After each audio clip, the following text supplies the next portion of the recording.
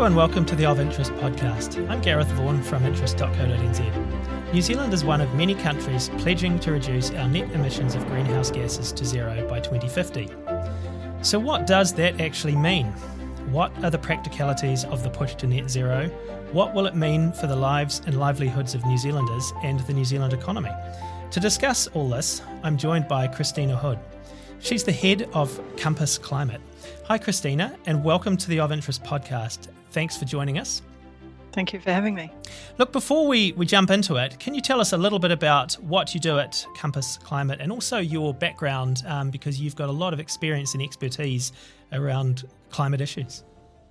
Sure. So at Compass Climate, I am a consultant in energy and climate policy. I've done work for the New Zealand government, but more recently a lot of work for NGOs actually, so helping them to understand a little bit more of the content around climate policy to participate in some of the more technical public debates that are going on. Before coming back to New Zealand in 2018, I was at the International Energy Agency in Paris, so I was head of the climate unit there, and that was a great time to be in Paris because that was when the Paris Agreement was signed, and I was involved in some of the development of that agreement. Great. So you are a perfect guest to discuss all these issues. So look, obviously, as I said, New Zealand's one of many countries that's pledged to reduce our net emissions of greenhouse gases to zero by 2050. We're in the process of forming a new government, which will be led by the National Party, which says it is fully committed to net zero by 2050, as Labour was before it. So look, just to kick us off, what actually is net zero? What does it mean? So it's a concept that basically says that we're no longer contributing to climate change, essentially. The emissions from fossil fuel burning, particularly carbon dioxide, accumulate in the atmosphere. So every time we use fossil fuels and release those emissions, more and more of it goes into the atmosphere. And so the concentration in the atmosphere goes up and up and up, and that makes temperature keep going up and up and up. The idea of net zero is when we are no longer adding carbon dioxide to the atmosphere anymore. So for every unit that gets emitted up into the atmosphere, a unit is taken out by forestry or some other sort of removal. So we're in balance, essentially. That's the concept. And that needs to happen at global level, but it can also be a concept that applies at country level for individual companies, communities, or even individuals. Okay. And where did the idea of net zero come from in the sense of, this is the way we should go about tackling climate change? What are the origins of the idea? Yeah, it's a really interesting history. So since the 1990s, when the world started working on climate change, there's always been a focus on reducing emissions. But this concept of having to get to net zero is a relatively new one. It's really only since about 2009 that this has been the main driver of the thinking.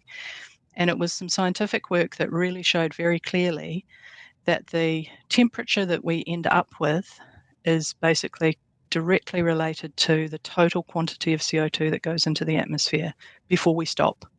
So the question that we have is that once we reach net zero, how much has been emitted to the atmosphere in the meantime? And that's what determines where we end up in this temperature.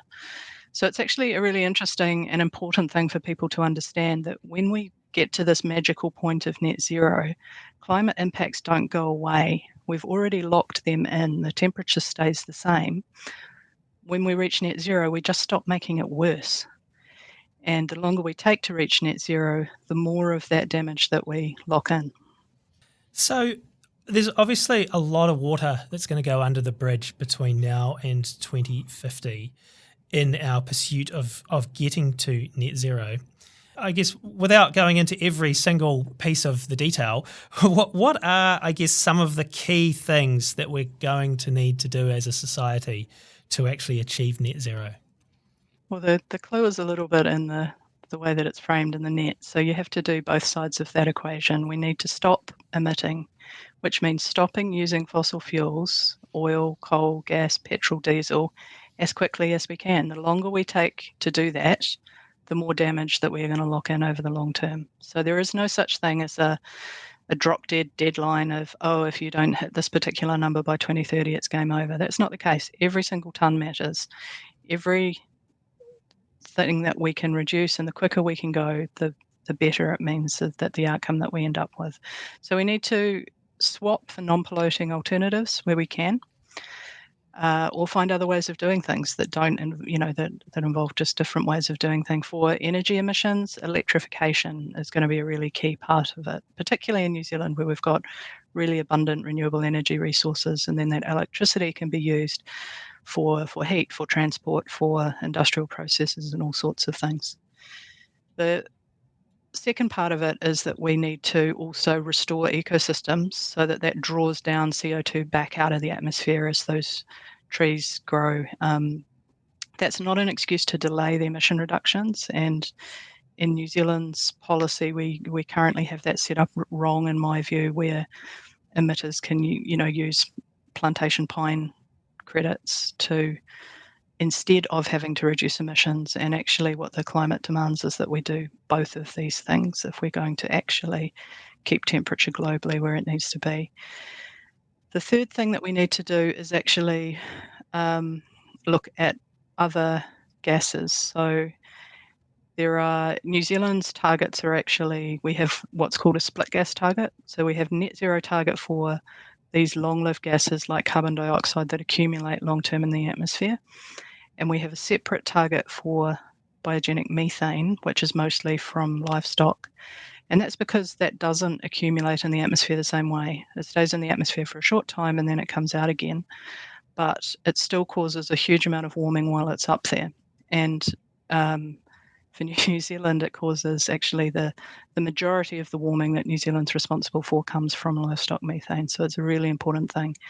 And the really positive thing is if we make changes that can have a pretty immediate impact on reducing warming. If we don't put as much up, then it doesn't have as much of a warming impact. So those are the three main areas: stop emitting, restore ecosystems, and also reduce, but they don't have to get to net zero, but reduce emissions from these other gases. I'm really interested in, I guess, looking at how big of a challenge that it might be. So I did a podcast episode last year with Rod Carr, the chairman of the Climate Change Commission. It wasn't specifically about getting to net zero, but he made I thought this comment he made was really interesting about the challenges of doing it. So I just thought I'd read it out and we can push on from there.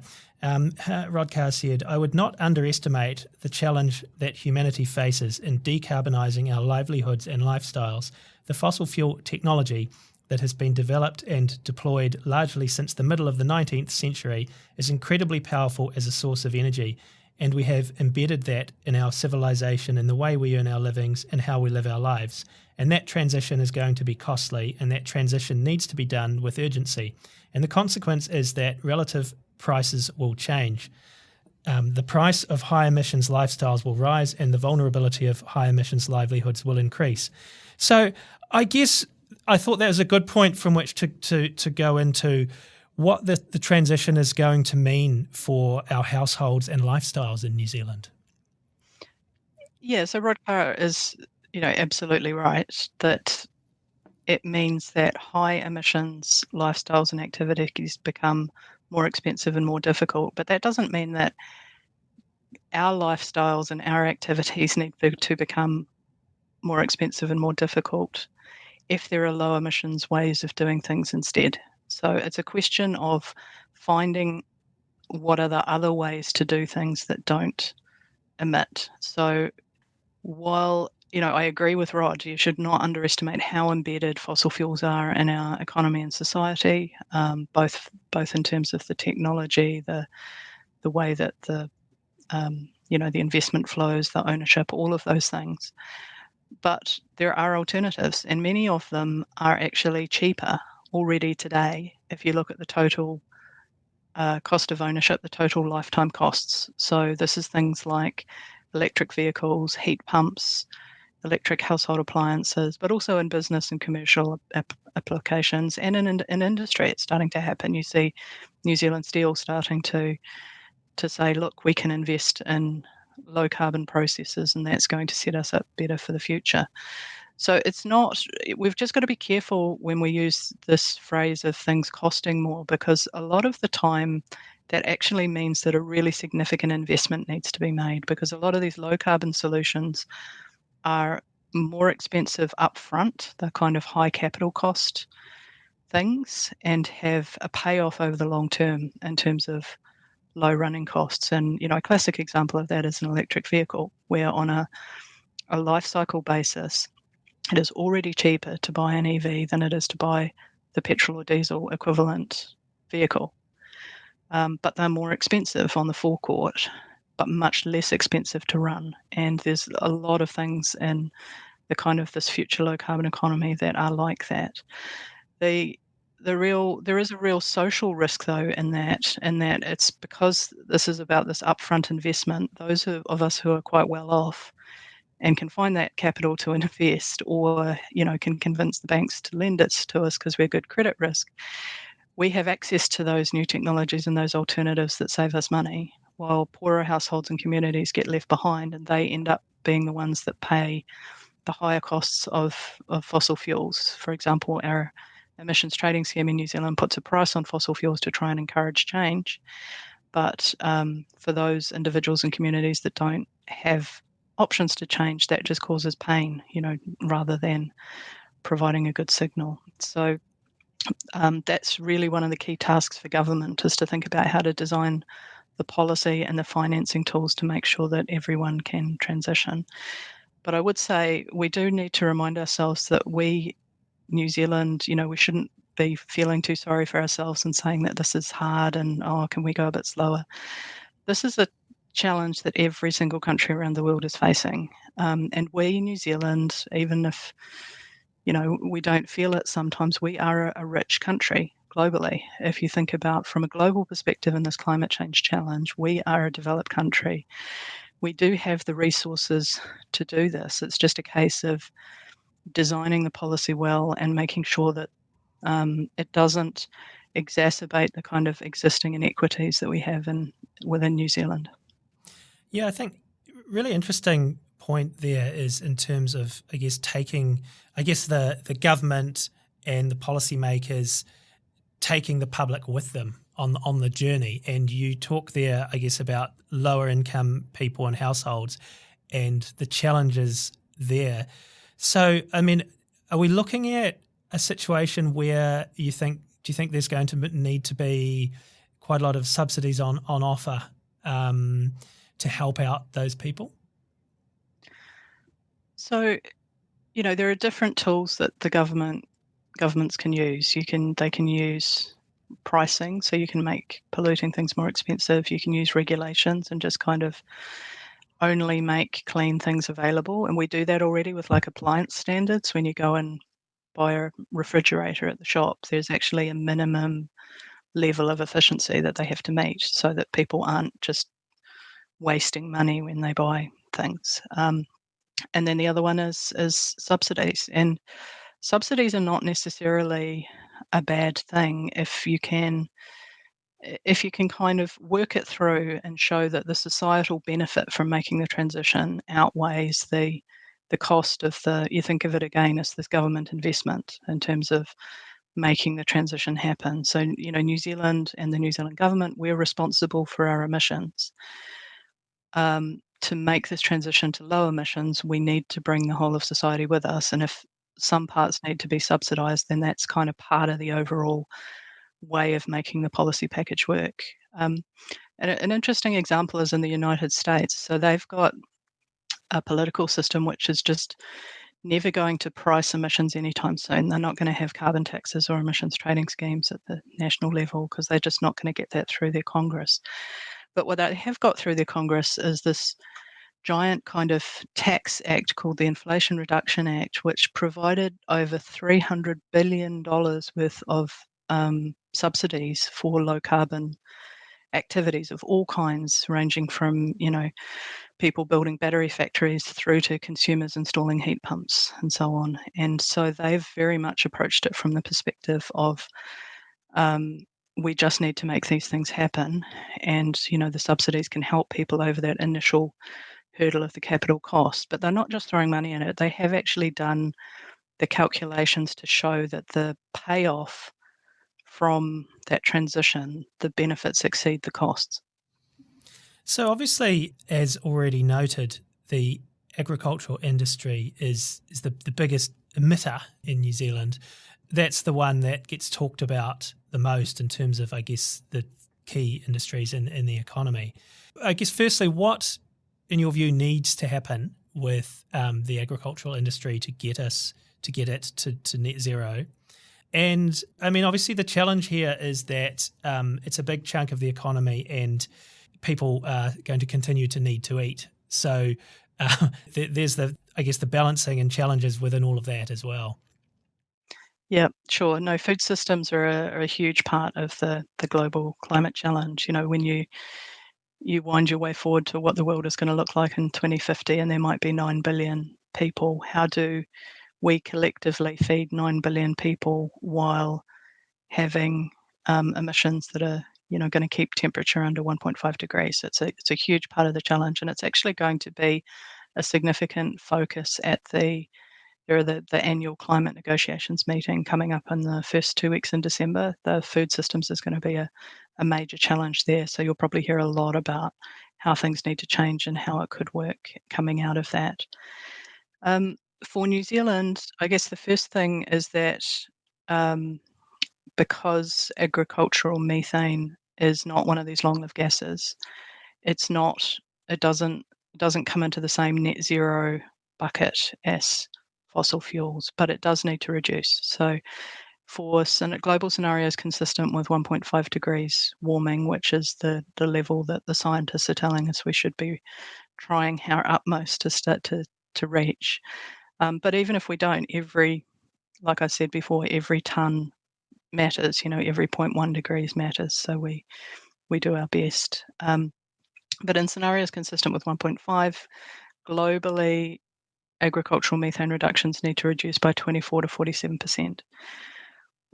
What that means for New Zealand's share is actually not a discussion that we've properly had, to be honest. So our legislation has that 24 to 47% range in it, but there's never really been an attempt to say, okay, well, what is the fair share for New Zealand? So on the one hand, you could argue that we have relatively efficient production, and we're exporting. On the other hand, you can argue, well, look, we're a developed country. We've got a greater capacity to pay and to invest, and the Paris Agreement says that we should be focusing on equity, not just on, you know, cost minimization. But that's something that's going to be a debate actually in the next 12 months. So in 2024, the Climate Change Commission is going to be looking at those targets in our Climate Change Response Act and saying, you know, are those still correct? Should we be adjusting them? So that's going to be a really interesting debate as to, you know, what really is New Zealand's fair share there. But one of the real pressures that we're seeing is actually coming from international supply chains rather than the New Zealand government imposing one target or another. You know, international companies like Nestle and Danone want to see on-farm emission reductions in their supply chains, and they are asking for that, and that is going to drive a lot of change.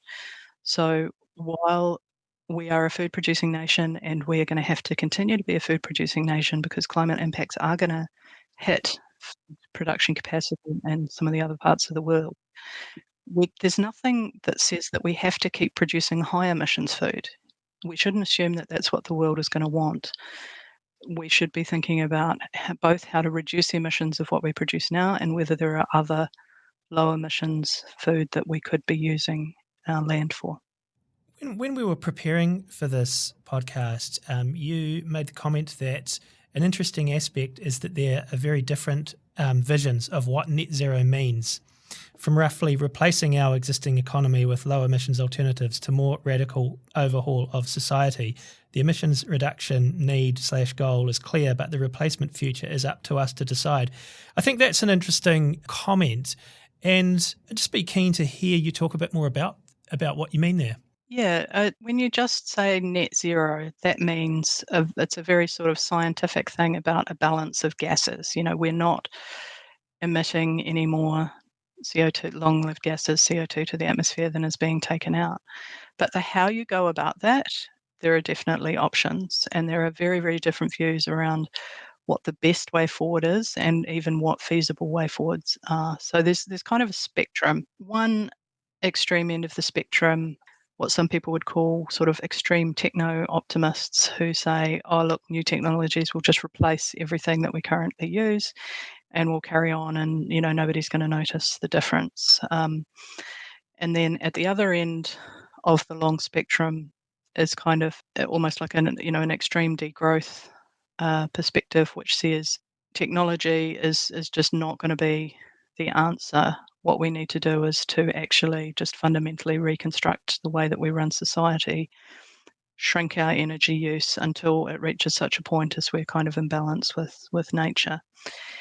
I would say that most climate people, including myself, sit somewhere more in the middle, where there's a recognition that a huge part of this whole climate change issue is about the structure of society and the way that we are encouraged to just continue to consume stuff and have ever increasing economic activity, and that drives a lot of emissions essentially. And so we are going to, in these coming decades, we are going to have to think about how we structure society and what that could be different and so on. But to me, that seems like a really hard problem. If you think that changing a technology is hard, try changing a society.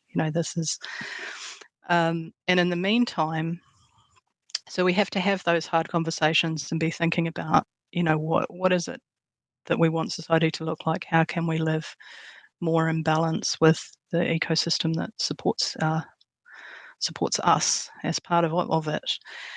But in the meantime, as we make that transition, we should try and get rid of every emission that we can. And some of that does involve, if there are technologies available and becoming available, we should be using every single one of them to try and hold emissions down as much as we can.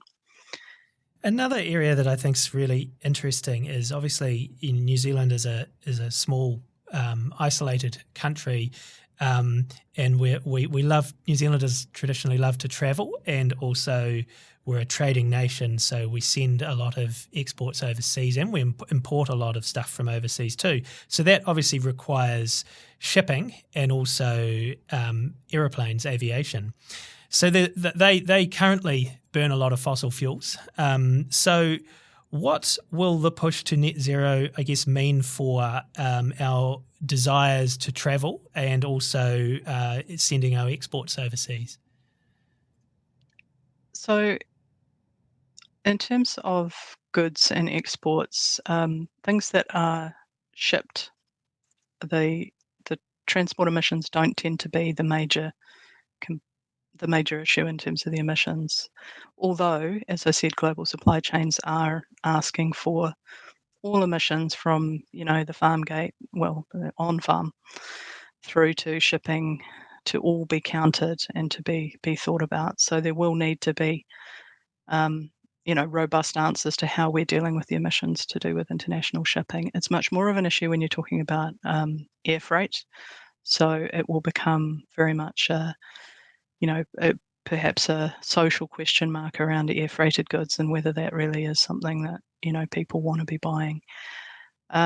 For our travel, this is quite honestly part of the story of New Zealand being a rich country. It's like it's a very tiny proportion of the world's population who flies on aeroplanes at all, let alone takes regular holidays internationally. So we are by definition kind of at the rich end of the world if we are even in this position of having to deal with this problem. And it means that we actually have, as New Zealand, we do have the resources to deal with it as a rich country. Now, it's not easy technologically. Air New Zealand kind of has a commitment to be net zero in 2050 and is looking at sustainable aviation fuels and electric flights for short hops and asking the questions around, can you have really robust long-term forestry offsets and things like that? But it is something that is going to be one of the big challenges, and something that I know is on the radar of the tourism industry as well. So it's not just our holidays; it's people's willingness to come here as a long destination. But on the trade side, there's a whole other aspect, which is just the way that trade is being linked increasingly to climate. So the use of trade agreements to kind of enforce action on climate, or to build willingness to act on climate. And a really good example of that is the New Zealand EU Free Trade Agreement, which is currently working its way through the European Parliament, but that contains provisions in it where both sides kind of agree to uphold their Paris Agreement obligations and not to backtrack on environmental regulation in order to promote trade and so on. So there is very much a sense that the whole concept of international trade is going to have to take climate impacts into account as we go forward. Just in terms of the broader international commitment to net zero by 2050, I think I saw the number 130 countries have signed up to this. I'm not sure if that is the current or most recent one, but I'm just interested to talk a little bit about where the rest of the world is at with this, especially the big economies and big emitters. I guess I'm thinking there primarily of China, the United States, and India. And is there any form of agreed independent international measuring of where we're all at?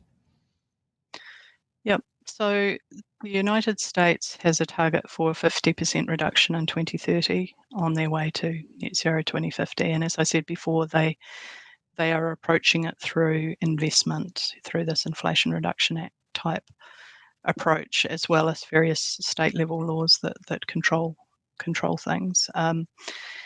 China and India both have net zero targets for slightly after 2050. Kind of acknowledging their development status.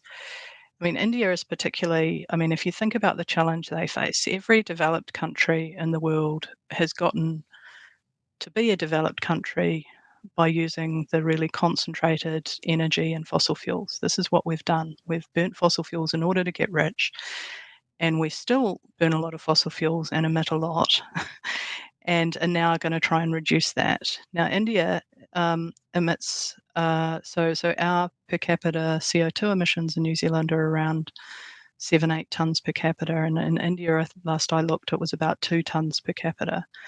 So the challenge ahead of them is tremendous. It's like they're going to have to develop and go through that process of being, an economy that provides better for the needs of its people and become a kind of a middle-income country without using fossil fuels. And so that's this massive investment challenge ahead of them. And understandably, they've taken the perspective of being, a poor country and saying, we cannot do this on our own. We are going to need finance and support. You are asking us to do something that you did not do yourselves, and you are still emitting 5 times more than we are for many developed countries. So there is while some of these countries are large emitters because they have high population, I do think it's unfair to then say, well, they're not acting. If you actually think about, what the challenges that they have and how it is that we get them to where they need to be. The world needs to get to net zero sometime around the middle of the century, and we have to find a way to help countries like India get there. And that is a much, much bigger challenge than our own little domestic pathway that we're going to be on. New Zealand sometimes has a very insular view of this challenge and just thinks about how many wind farms we're going to need and what the balance between cows and trees looks like. But actually what our influence is in trying to shift the world is the much bigger piece. Yeah, absolutely. I guess just focusing back on us in New Zealand, are you confident that New Zealand will get to net zero by 2050? And do you think our collective mindset is ready for the challenge? I think that New Zealand is actually one of the easiest places in the world to get to net zero because of our abundant renewable energy resources, because of the amount of land that could be restored to indigenous forests.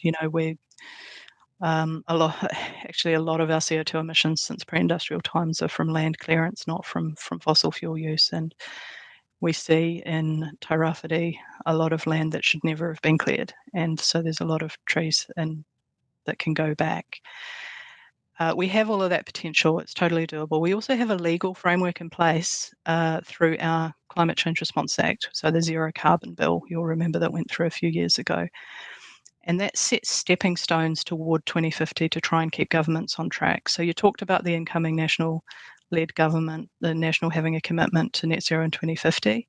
They have also really firmly committed during the election campaign to the interim milestones. So we have carbon budgets for every 5 years, so till 2025, and then till 2030, and then till 2035, that step down to reach the net zero target. And they've said that they are committed to those. And that's actually where things are going to bite, because those short-term targets hold politicians' feet to the fire in terms of acting now, not just making plans for later. It's all very easy to make a plan for how we might do something in 2050, but if you have a concrete target for something that you have to do by 2025 and by 2030, then that's very real, particularly for an incoming government that probably still hopes to be the government in 2030. So we have that framework in place, and I think that is going to be incredibly helpful in keeping us on track. But that's going to be tested as we see things start to get hard. I would, however, say that the way that we express net zero in New Zealand is, I think, a bit wrong, because we do allow unlimited use of pine removals, actually. So pine plantation forests count exactly the same way as an emission to the atmosphere. We need to be doing both reducing emissions and reforestation, not trading those off against one another. Now, looking back at the global picture again, if we do get to net zero around the middle of the century, I mean, obviously, as you say, some countries have different targets and obviously much bigger challenges than we indeed have in New Zealand. But if we do get there around about the target dates, what happens next? And if we don't, what happens?